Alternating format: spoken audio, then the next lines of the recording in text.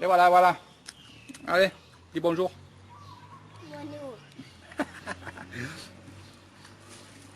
Fameuse galette thaïlandaise qui est faite sur le feu de bois. C'est vraiment super. C'est pas trop... C'est pas une crêpe, hein, c'est... Regardez. Montre comment tu manges. Mmh. Ça, c'est des bonbons. C'est sucré, hein. Ouais, c'est pas salé. J'en ai goûté où ils étaient salés, où on mangeait ça avec de la papaya, avec des choses un peu de lissane, papaya, somtam, plein de choses comme ça. Donc vous avez vu, je suis toujours au temple. Il est là-bas. Ici, c'est l'ancien temple qui est en bois. Et que j'expliquais à ma mère que ça fait des années qu'il est là, ce temple, en bois. Plus de 45 ans. Il a 45 ans. Il a été, bien entendu, arrangé plusieurs fois. Et là, maintenant qu'il y a le temple en dur que vous avez vu sur le live que je viens de faire, ben, là, on attend. Vas-y, mange. Là, on attend, bien entendu, de l'enlever, mais on tarde jusqu'au dernier moment. Mais on n'y va pas. Par contre, il y a toujours le statue de Bouddha à l'intérieur. On la laissera jusqu'à la fin. On n'en enlèvera que si on enlève ce temple-là. Alors, qu'est-ce qu'on va faire de ce temple-là? On va récupérer tout le bois, on va traiter le bois. Ce qui est pourri, eh bien, on va automatiquement le jeter pour faire du barbecue ou mieux que ça. On va garder du bois pour mettre le feu aux gens là-bas qui vont se faire brûler. Et il y a aussi, et c'est ce que je ferai moi, le jour qu'on enlève ce temple-là, c'est ce que je ferai, je récupérerai un petit morceau de bois de ce temple-là.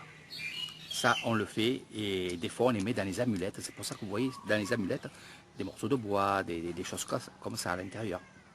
Des choses qu'on tient.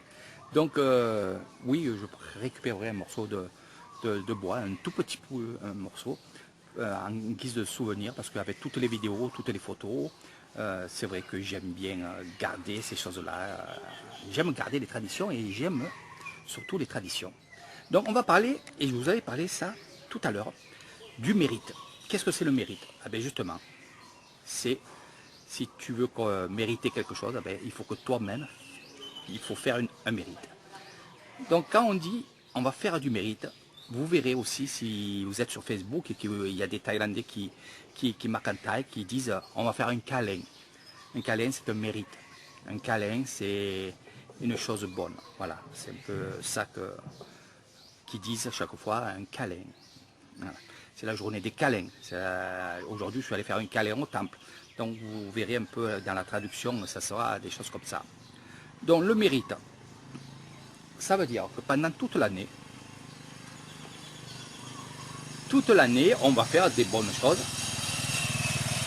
On va faire des bonnes choses, on va aussi dire des bonnes choses, mais aussi on va avoir des pensées bonnes. Donc ça, ok. Mais bien sûr, on ne peut pas 24 heures sur 24, et je vais vous expliquer aussi. 24 heures sur 24, on ne peut pas être toujours dans le bon. Parce que la vie, c'est le bon et le mauvais. Ça veut dire que même une personne, et ça je vous parle parce que c'est un moine qui me l'a dit, un moine des montagnes, enfin des forêts, voilà. Il m'a dit, Eric, on ne peut pas être bon à 100%, on n'y arrivera pas. Il faudra faire comme Bouddha pour vraiment arriver à l'éveil. Ça veut dire qu'on va travailler notre esprit pour qu'on soit au maximum. Mais on ne saura jamais, on aura toujours une pensée négative. Puis si on n'a pas une pensée négative, automatiquement, quand on rêve, et ça les rêves, on ne peut pas dire je ne veux pas rêver, donc on peut rêver du mauvais. Et du moment que votre rêve en vous est mauvais, vous êtes quand même pendant ce moment-là mauvais. Donc vous voyez, vous ne serez pas à 100% et vous ne serez pas à 24 heures sur 24 bon. Donc c'est pour ça qu'on fait du mérite. Même une personne qui est très très bonne, qui va donner, qui va aider, qui va parler aux gens, qui va aider les gens, même avec des paroles, pas que en donnant de l'argent ou à manger. C'est aussi des paroles, c'est aussi des gestes, c'est aussi une attention, c'est des choses comme ça. Cette personne-là qui sera bonne, peut-être le soir, en dormant, elle va rêver et elle va rêver de mauvais. Donc, finalement, pendant ce moment-là, on est mauvais. Et ces choses-là, on le sait. Et ces choses-là, on va faire du mérite devant un moine pour nettoyer ces petites choses. Alors, il y en a, bien sûr, ils font beaucoup de mérite et ils sont obligés de faire beaucoup de mérite puisqu'ils sont très, très mauvais. Aussi bien dans la boisson, aussi bien avec les femmes. Voilà, il y a toutes ces choses-là qui rentrent en compte dans le mérite. Et il y a aussi, ça je vous en avais parlé, c'est ce que je suis en train moi d'étudier au temple Noanguilla, c'est date d'anniversaire. C'est-à-dire les personnes les gens, des personnes qui ont 57 ans, 67 ans, 27 ans, qui finissent par 7, et ça je peux vous donner les chiffres, ça c'est les chiffres des moines. Pendant cette période-là de 7 à 8, cette année-là, c'est une mauvaise année. Donc qu'est-ce qu'il faut faire du moment que c'est une mauvaise année? C'est faire du mérite. Essayer de faire le maximum de bon pour que le moins bon s'efface petit à petit. Voilà. Ça peut être des maladies, il y en a vraiment, c'est des maladies, c'est des accidents, c'est un divorce, il y a beaucoup de choses qui peuvent se passer dans cette période-là, dans cette année-là. Donc les Thaïlandais, ils ont peur. Et puis dans cette année-là aussi, les esprits sont plus avec vous. Ils disent que pendant cette année-là, ils sentent que cette année-là, vous êtes dans une période de mérite, et vous allez faire du mérite, vous allez faire des prières, vous allez faire plein de choses comme ça. Et ça attire quand même le mal, parce que le mal, lui, qu'est-ce qu'il veut? C'est justement faire que le mal. Donc si vous faites que du bien, il ne sera pas content. Donc le mal va venir. Il va vous tétiller pendant vos rêves. Pendant votre journée, vous allez avoir, je sais pas moi, il peut vous arriver un petit accident dans les rizières. Dans les rizières, il peut vous... Voilà, c'est toutes ces choses-là. Et ça, pour que vous soyez bien en vous, dans l'esprit, dans le mérite, faites des bonnes choses. Voilà, le mérite, c'est faire des bonnes choses pour se racheter du karma. C'est logique, c'est vrai que c'est logique, je les vois toujours. C'est exceptionnel, c'est vrai que quand on rentre vraiment dans les détails, surtout que quand je suis au temple Noanguilla où il y a des gens qui viennent se faire, on va dire, renouveler leur mérite, c'est-à-dire que le moine lui donne du mérite. Je vois des gens quand même qui sont un peu fatigués, qui sont quand même très fatigués, certains. Voilà. Donc ça, je peux en parler pendant des heures, je connais ça et je vois ça. Donc voilà pour le mérite. Donc vous aussi, si vous avez envie, et dans plusieurs religions aussi, il y a ce système-là qu'on essaye de se racheter un peu du mauvais. C'est-à-dire que quand vous engueulez en famille ou alors entre couples, dans votre tête, vous dites, ouais, hier j'étais pas bien, je vais me racheter. Voilà. Donc c'est que vous allez racheter du mérite, donc vous allez faire des choses derrière le mauvais, des bonnes choses pour rattraper le coup. C'est exactement ça ici, mais eux, ils le font tous les jours. Ils font dans les temples, et ils font chez eux, bien sûr, parce qu'il y en a qui prient chez eux. Donc voilà un peu tout ce que moi je vous ferai découvrir ici, ce que je vous parlerai, des anecdotes, il y a plein de choses comme ça, où je suis allé chercher, je suis allé découvrir et où je suis allé voir aussi, avec mes explications à moi, avec mon idée à moi aussi, parce que c'est vrai que quand je leur demande pourquoi ils font ça, quand c'est, ils vont faire ça. Donc, bien entendu, ils me répondent, mais c'est une réponse simple. Et moi, ce que je veux, et c'est des réponses vraiment bien pointues pour que je puisse, moi, comprendre et vous expliquer tout ça. Donc, chaque fois, je vais chercher beaucoup de choses. Et c'est ma recherche. Ça fait 8 ans que je recherche pourquoi, comment ils vivent, pourquoi ils font ça, pourquoi ils mangent ça, pourquoi à telle période ils font ça, pourquoi... Voilà. Et c'est toutes ces choses-là que je vous raconte dans mes vidéos, toutes ces choses-là que je vous montre aussi en vidéo. Après, je ne peux pas tout mettre, c'est vraiment... je ne pourrais jamais faire ça. Donc c'est vrai que les gens qui viennent avec moi, ils ont plus de connaissances, puisqu'ils vivent justement ce que je dis quand je vous parle en vidéo. Voilà. Donc là aussi c'est très important ce qu'on est en train de faire ici, puisque on va attaquer le carême bouddhiste, qui durera 3 mois. Et pendant cette période-là, les Thaïlandais vont avoir très peur. Ils vont souvent vous parler de fantômes, ils vont souvent parler de pi, on appelle ça, pinon, pinoy, pinon, piyai, voilà, des trucs comme ça. Donc des grands fantômes, des petits fantômes, des moyens fantômes, qui vont venir vous tétiller un peu tout le monde. Voilà. Pour quelle raison? Ils me disent c'est parce que pendant ces prières-là, ils vont prier très souvent, plus souvent que dans l'année. Puisqu'il va voir les moines, il va voir tout le monde, il va voir les méchis, il va voir plein de choses comme ça. Et au plus on va prier, au plus on va réveiller le mauvais. Et au plus on va tétiller le mauvais et on va énerver le mauvais.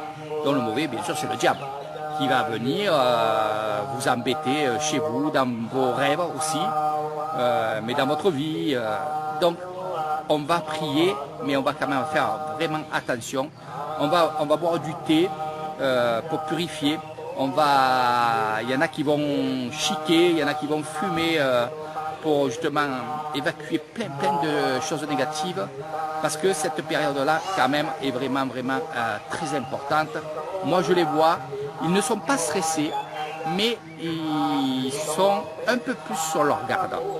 Et on le voit, pour quelle raison?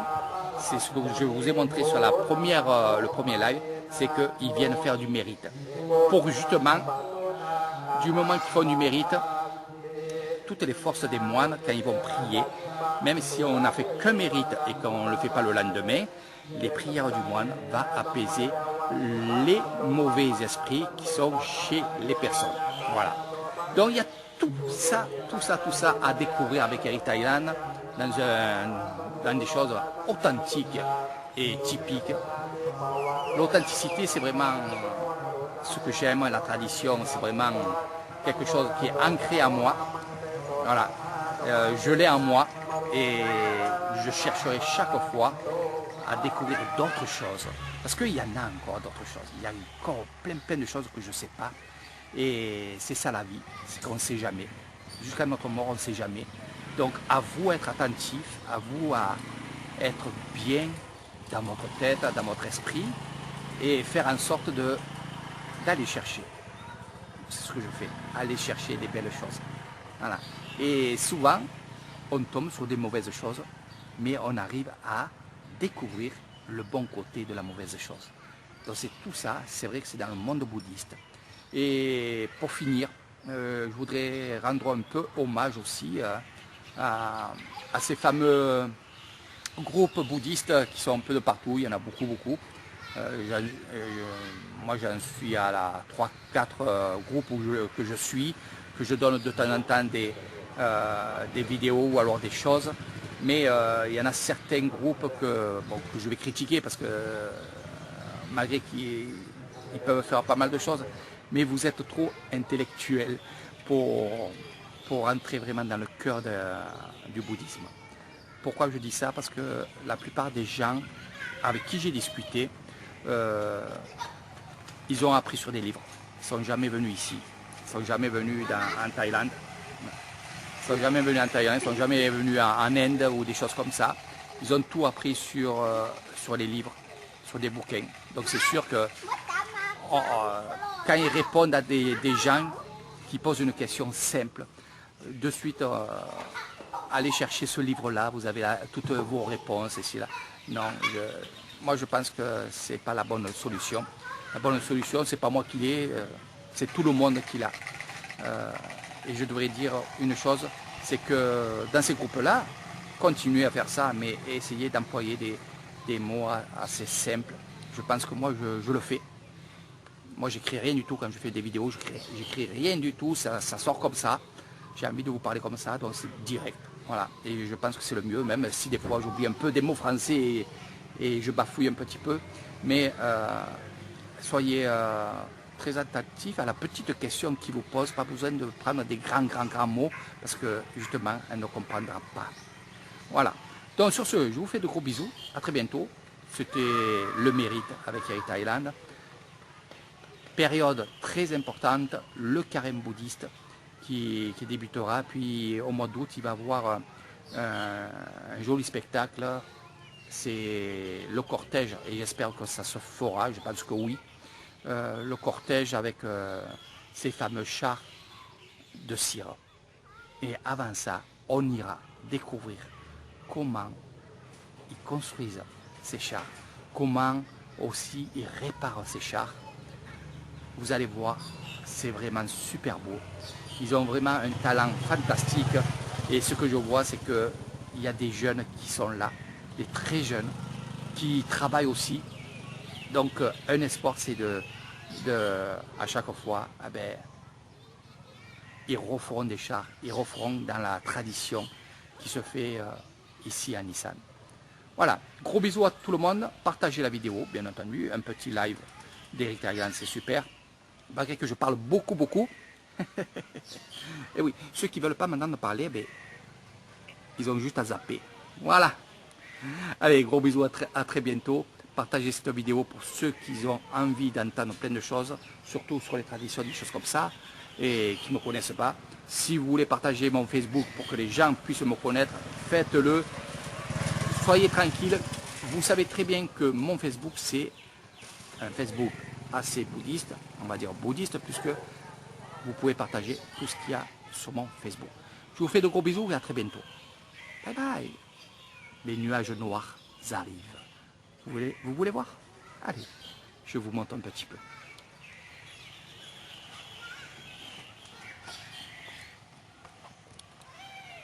Voilà. Ça devient noir. Et quand c'est noir, c'est qu'il va pleuvoir. Regardez comment c'est beau. Je vais faire quelques photos pour les mettre sur mon Facebook.